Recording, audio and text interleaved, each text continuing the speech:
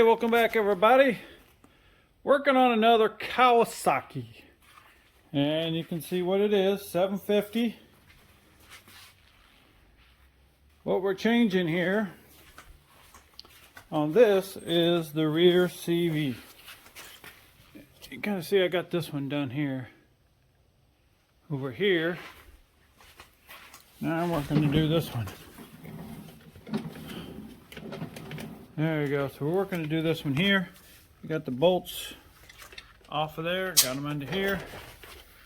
Now let's pull this tire off. But let's put you in the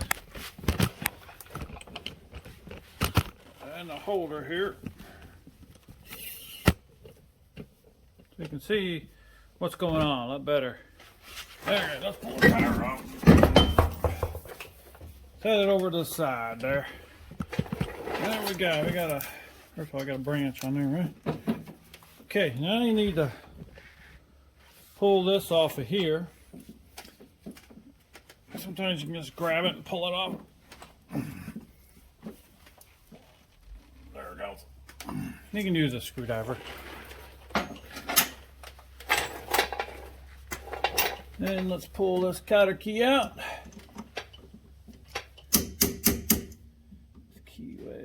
Out.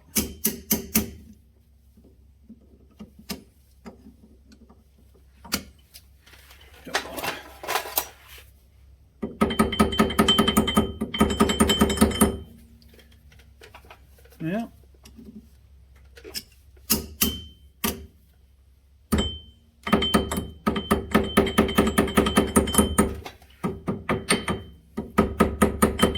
Oh, that thing don't want to come out. They're really not that fussy.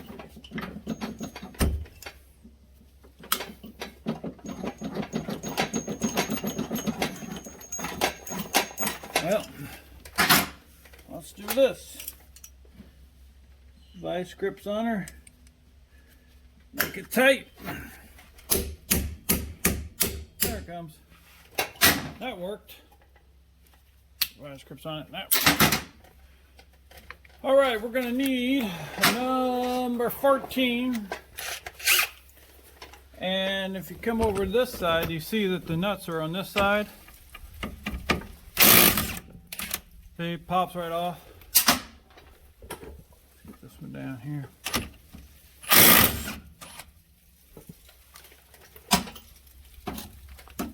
Okay, pull these off. Can't see them, pull them off.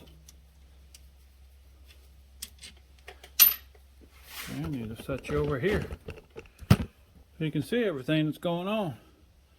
Let's change positions here. Wow, that's a bunch of sunshine in right there. Ain't gonna be able to see nothing. Let's try here. Okay. So first of all, let's grab this back. It's 27, and that's to take this off right here. Pretty easy, right? Okay, then we're just going to hit this out. Hammer. Be careful, if they don't come out too easy, then don't wail on them too much with a hammer because you're going to mess up your threads. Now what you got to remember is, see how this is down here? Let's put you in here so you can see something. Okay, what you want to do is keep an eye on how this is here with the notch and then this is up here curved. So remember that, because when you're putting it back in, you want to remember that.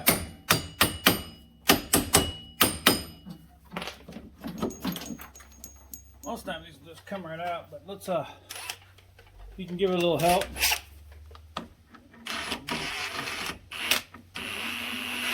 Try to pull it out as you go. That don't want to work. This one's been, hey, that works.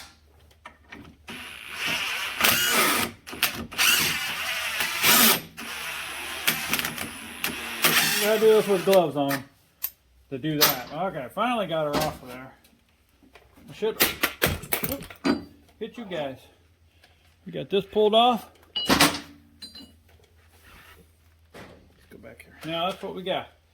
Like I said, remember how this goes. I like just laying it down exactly the way it goes. Okay. Now, you should be able to just grab this thing, but this one ain't gonna do it. Because this one's janked up there, so it ain't just gonna pull out. Let's get you over here somewhere so you can see what's going on. Alright, see how it's pulled out of there now? See, that's just messed everything up. Now I gotta try to pry this out and get that thing out of there.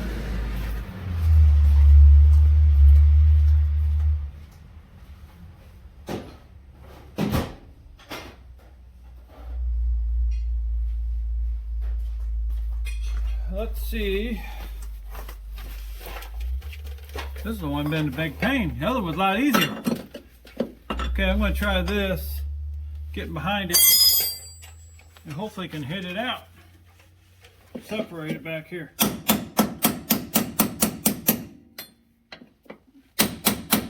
There it goes. Oh, we're fortunate.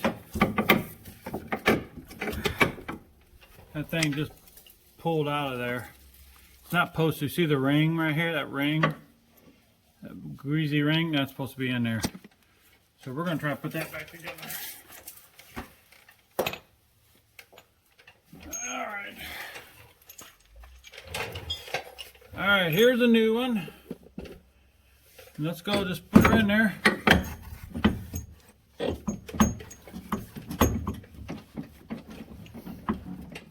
I got, oh no. Alright.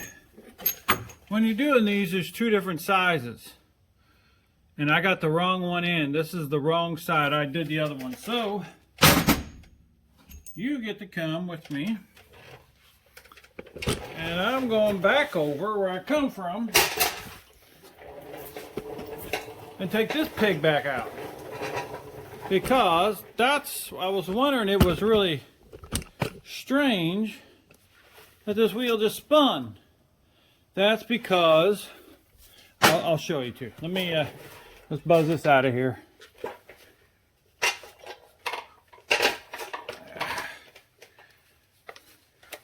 Can't you tell this is my first time taking these off?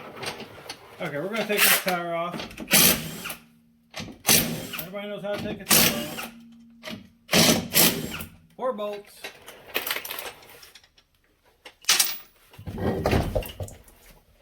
Pull over to the side. Let's get you over here so you can see what I'm doing here. Same thing we did over there. Let's pull this off. And I need the big one, 27. Pull my cotter key back off that I just put on there. And the one for the lug nuts is a 17. Alright, let's pull this off. Well, you can see both sides done, right?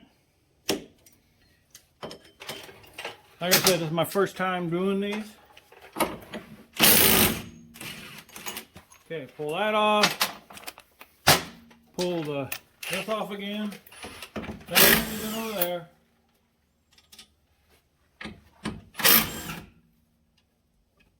Or you know, I might have done this and I forgot. You know how things go.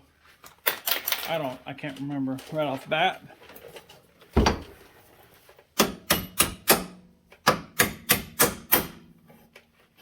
That off. Let's pull this off. Pull that off. Pull this off. Lay it down here the same way so you know how it goes on. Okay.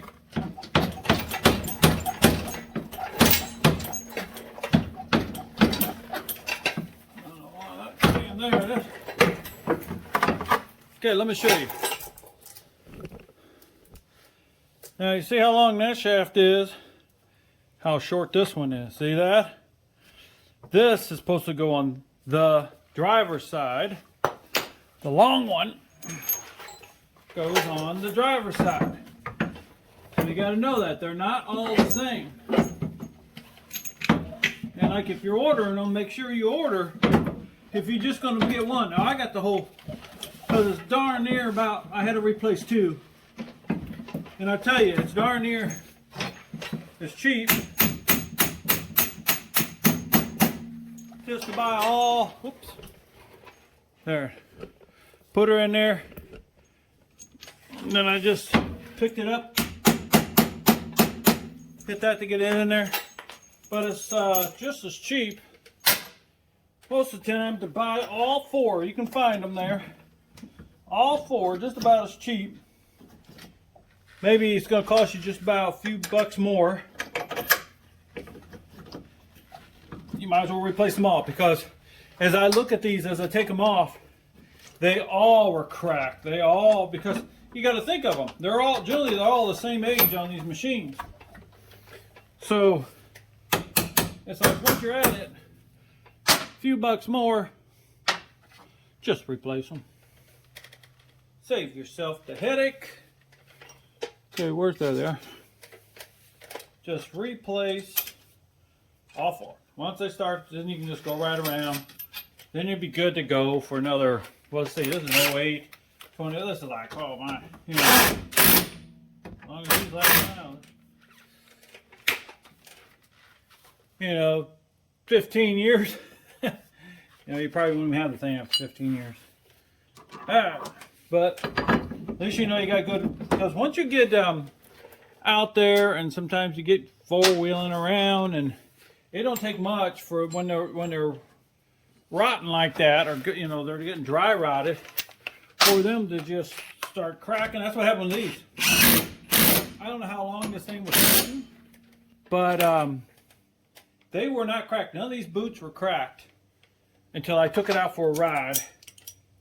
You know, after been set and I fixed the motor, I put, and I'll have a, there's another one about that. Well, I fixed the motor, I put a new crank in it, and I got on my channel. If you want to know how to put a crank in these, I got them on my channel because I've done so many of these Kawasaki's. There, it's on there. You know, somewhere. Kawasaki replacing the crank. Because that's what goes, that's one thing about these, that's was suspicious when I bought this one. It was not running. The guy said, oh, it had an oil leak. They pulled the carbs. And somebody started taking the carb away. But it had a problem. So I got a notice of the carbs, put in it. And got it running. And the valve was tight as can be. The one intake valve was tight. And I think that's the carburetor they had apart. So actually what happened to somebody thought, oh, the carburetor needs to be rebuilt. When actually the valve was so tight that it was coughing back through. So here somebody started taking, took the carb off. All right, now let's go back around the other side, but took the carb off and I guess started to rebuild it or something. I don't know what they were doing. Started to rebuild it. Well, that's where it stopped, and then I guess this fella got it. Let me get you back here so you can get the whole picture. All right, so this fella got it, and then he didn't want to mess with it. Well, when he told me it had an oil leak, I was suspicious. So that's why I had to get it the right price. This is what I looked at it. When I bought it, the price I paid for it is like I knew that, okay, it's going to have a crank. I'm going to have to take this motor out. I'm going to have to put a new crank in it. I just figured that's what was going to happen. That's what I planned on. Well, you know, it could have been a bonus if it didn't need one, but that's the worst case scenario that it was going to need. Well, come to find out, I got the valve and valve all done, loosened up. Come on, cooperate. You got to pick this up sometimes. So that goes in there straight. And then still don't want to go.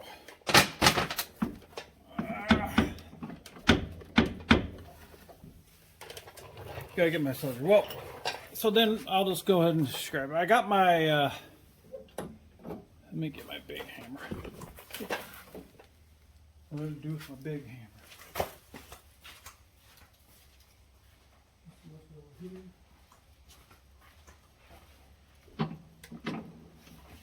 Need my big hammer. I just had that thing. There it is. Alright. Where was I? I took the, I loosened up the fan. I got the new carburetor on there. I had a rip diaphragm and the carburetor I got off Facebook. No big deal. But got it all, I got it running decent. Got it running good. And sitting there idling, there was no knocking. You didn't hear no knocking sitting there idling. But this is when I heard knocking, is when I put up load. I got a little hill here at my house. When I was going up that hill, putting a load on it, boy, you heard it knocking. I almost thought, okay, maybe it's, pre-ignition ping, or maybe, the gas is not right. Well, when I kept thinking that, but it was, it was knocking. It sounded bad. So, what I did was, you probably don't want to hear all this, but you might as well as you're watching this. I'm going to take the front cylinder off, and it's the only way I could really show that I figure I can tell, okay, is this thing got a bad crank in it? Well, took the front off, yep, sure enough, the